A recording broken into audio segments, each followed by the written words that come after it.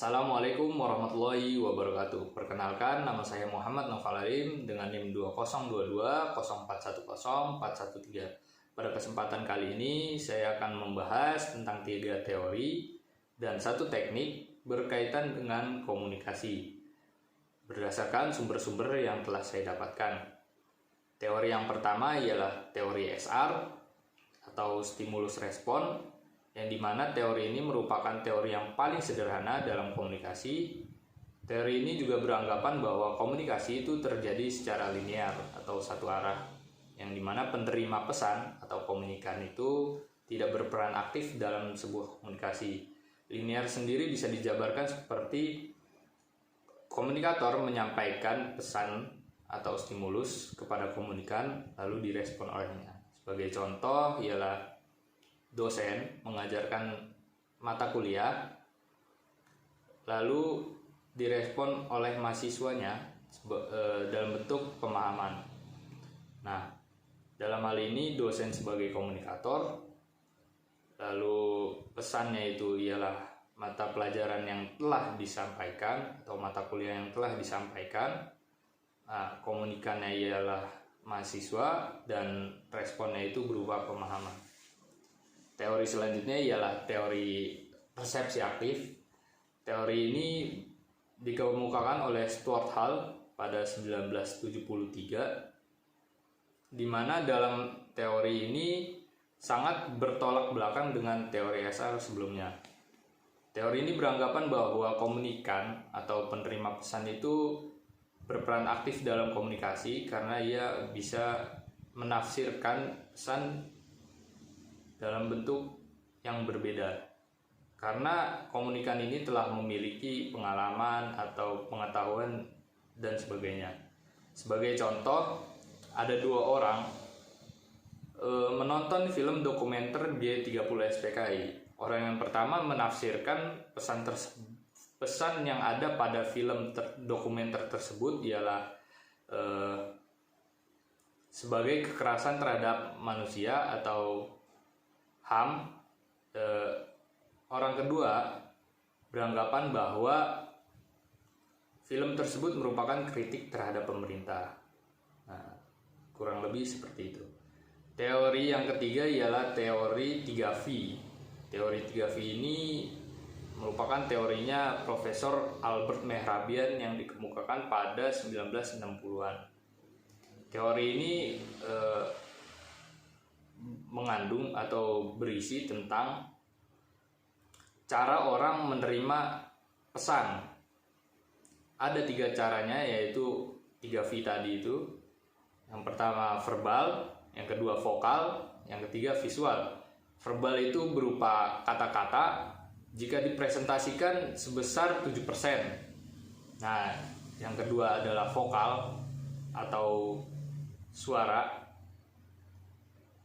Suara itu atau nada bicara atau intonasi atau tinggi rendahnya nada itu sebesar 38%.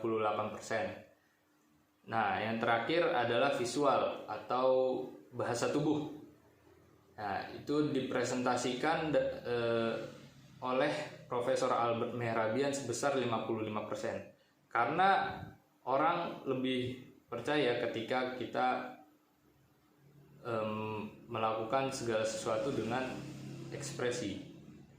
Tapi Prof. Albert Mehrabian juga menjelaskan bahwa teori ini tidak berlaku untuk beberapa kejadian, atau dalam kata lain seperti ini. Semisal kita melakukan presentasi tapi kita tidak yakin, ekspresi kita menggambarkan tidak yakin dengan hasil presentasi yang kita telah buat, orang maka akan lebih percaya kepada ekspresi kita dibandingkan dengan temuan yang kita jabarkan pada mereka. Yang selanjutnya adalah teknik influencing skill. Teknik influencing skill ini sendiri ialah bagaimana cara kita untuk mempengaruhi lawan bicara atau audiens. Ada 4 unsur penting dalam influencing skill ini sendiri. Yang pertama ialah matching, yang kedua mirroring, yang ketiga building rapport, Yang terakhir adalah hand gesture. Matching sendiri adalah bagaimana cara kita menyelaraskan diri dengan lawan bicara kita dalam bentuk verbal. Misalkan ada rekan bisnis kita menggunakan bahasa yang formal dalam sebuah meeting, maka kita juga harus menggunakan bahasa yang formal seperti yang dilakukan oleh rekan bisnis kita. Yang kedua adalah mirroring. Bagaimana diri kita memposisikan seperti layaknya lawan bicara kita berlaku, atau bagaimana cara kita memposisikan agar kita dapat meniru bahasa nonverbalnya lawan bicara kita.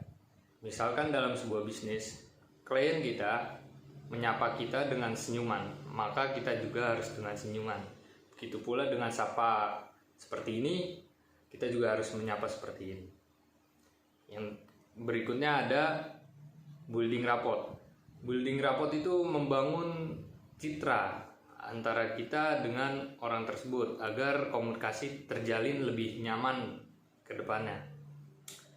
Misalkan saja dalam sebuah komunikasi, kita dalam bisnis, klien kita dan kita sebelum membicarakan topik utama dalam sebuah bisnis tersebut, kita dapat membangun building rapport, misalkan dengan menanyakan hobi, misalkan memiliki kesamaan hobi, suka mengkoleksi jam-jam mewah. Nah, kita bisa bercerita tentang jam-jam mewah itu kepada klien kita. Yang terakhir adalah hand gesture. Hand gesture ialah bagaimana kita menerangkan dengan cara menunjuk. Misalkan hal tersebut dilakukan agar orang tersebut lebih mengerti. Misalkan dalam sebuah presentasi, kita menyajikan layar, terus kita menjelaskan, namun tidak kita tunjuk mana poin yang ingin kita bahas, mana poin yang ingin kita bicarakan. Bagi sebagian orang itu kurang memahami. Dan hand gesture juga bisa berupa penekanan. Misalkan kita memiliki produk, kita tunjukkan produknya, ini loh produk saya. Nah, kurang lebih seperti itu hand gesture. Mungkin cukup sekian dari pemaparan materi yang telah saya sampaikan daripada teori SR, yang kedua teori persepsi aktif, yang ketiga teori Albert Mehrabian, yang terakhir teknik influencing skill. Mungkin kurang lebihnya mohon maaf. Wassalamualaikum warahmatullahi wabarakatuh.